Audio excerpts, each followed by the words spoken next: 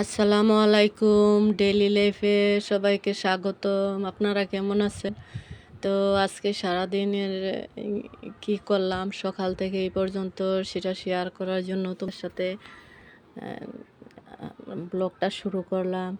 তো সকালে ঘুম থেকে বাচ্চাদের জন্য খাবার দাবার তৈরি করে এখন দুপুরবেলা রান্না করার জন্য বসে গেলাম। তো এখন এই যে আমি নিয়ে নিলাম পটল। আজকে পটল রান্না করব। পটলের স্পেশাল একটা রেসিপি করব। তো রেসিপিটা দেখতে চাইলে আমার চ্যানেলে ব্লগটা দেখতে থাকেন। আর ব্লগটা ভালো লাগলে এই আনকমন রেসিপিটা খেতে চাইলে অবশ্যই চ্যানেলটা সাবস্ক্রাইব করবেন, লাইক দিবেন, চ্যানেলটা হাইপ করবেন। তো এই যে পটলগুলো আমি কেটে নিচ্ছি আস্তে আস্তে। তো পটলগুলা কেটে তারপর ধুয়ে আস্তে আস্তে সব রেডি করব। তো বাচ্চাদেরকেও স্কুলে নিয়ে যাব, বাচ্চারা স্কুলের জন্য রেডি হচ্ছে। তো এই আর কি। তো সকালবেলা উঠে সব বাচ্চারা রুটি কলা দেওয়া হলো, বাচ্চারা ওগুলা খাইছে আর আমি চা খাইছি। সকালবেলা তো আর তেমন ভাত খাওয়া যায় না, তো সেজন্য আর ভাত খেলাম না। তো এখন দুপুরবেলা রান্নার জন্য এগুলা রেডি করে ফেলতেছি। বাচ্চাদেরকে স্কুলে দিয়ে এসে তারপর এগুলো রান্না করব। তো আপনারা আমার চ্যানেলটা নতুন চ্যানেল তো সাবস্ক্রাইব করেন। তো এখন পটল রান্নাটা শেখার জন্য সাথেই থাকুন। আজকে পটল দিয়ে পটল ভাজি, পটল কুরমা সব কিছুই খাওয়া হয়েছে, কিন্তু পটল দিয়ে বড়া আর কখনো খাইনি। আজকে ট্রাই করব, পটল দিয়ে বড়া করব। তো পটলের বড়াটা কেমন হয়, কেমন দেখতে খুবই সুন্দর, খেতেও পটল তো এমনি খেতে ভালো লাগে। যে বাচ্চারা পটল খেতে চায় না ওদেরকে এইভাবে পটল রান্না করে দিবেন, তাহলে দেখবেন ওরা পটল খেতে খুবই পছন্দ করবে। এই যে পটলগুলো আমার কাটা হয়ে গেছে, এই যে পটলগুলো ধুয়ে আমি এখন সিদ্ধত বসিয়ে দিয়ে দিয়েছি এখানে শুকনো মরিচ, রসুন, তারপর পেঁয়াজ। আবার এই যে পটলগুলা সিদ্ধ হয়ে গেছে, পটলগুলো সিদ্ধ এইভাবে অল্প একটু পানি দিয়ে বসাবেন। আমি ব্লেন্ডার জারে দিয়ে দিচ্ছি পটলগুলা। আপনারা চাইলে পাটায়ও পিষে নিতে পারেন। তো এই যে শুকনো কড়াই বসে নিয়েছি, এখন ব্লেন্ড করা পটলগুলা এই কড়াইয়ের মধ্যে ঢেলে দিব।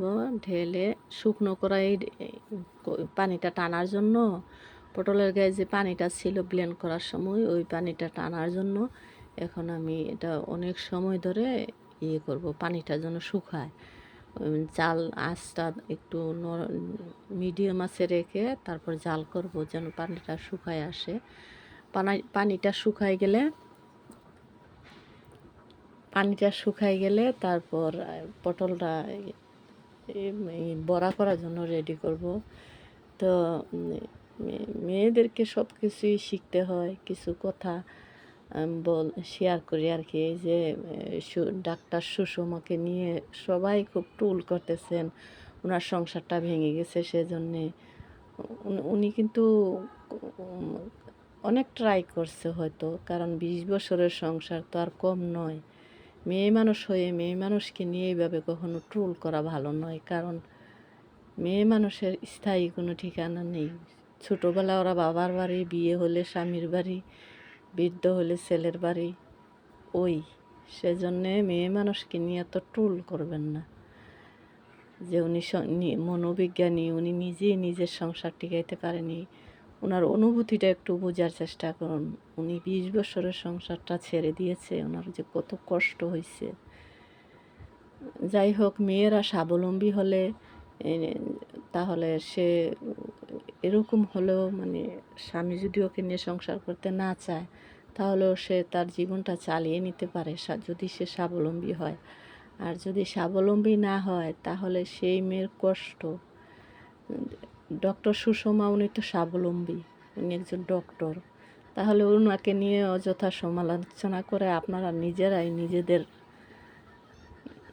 দিকে কথা ফিরাচ্ছেন। অতএব অন্যকে নিয়ে তো সমালোচনা না করাই ভালো। ওনার অনুভূতিটা একটু বোঝার চেষ্টা করবেন যে ওনার কত কষ্ট হয়েছে। যাই হোক, অনেক কিছু বললাম, যদি কেউ কথা শুনে মাইন্ড করেন ক্ষমা করে দিবেন।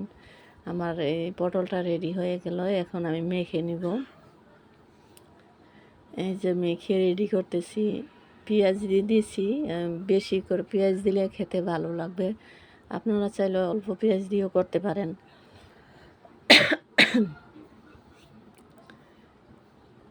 আমি চুলার মধ্যে কড়াই বসাইছি তেল দিয়ে। আমি তো কড়াইতে ভাজতেছি, আপনারা চাইলে ফ্রাই প্যানেও ভাজতে পারেন। ফ্রাই প্যানে ভাজলে বড়াটা আরও ক্রিসমি হবে, মচমচে হবে, খেতে ভালো লাগবে। তো এই যে আমি এখন কড়াইয়ের মধ্যে দিব। এই যে সব রেডি হয়েছে। আমি সিদ্ধের সময় লবণ দিছিলাম, সেজন্য আর লবণ দিইনি, কেউ ভাইবেন না যে আবার লবণ দেওয়া হয়নি। এই যে পটলটা রেডি হয়ে গেল, আমার পটলের ভর্তা, এই বড়া। এইভাবে আপনারা বাসায় ট্রাই করবেন, খুবই সুস্বাদু, মজাদার। আল্লাহ।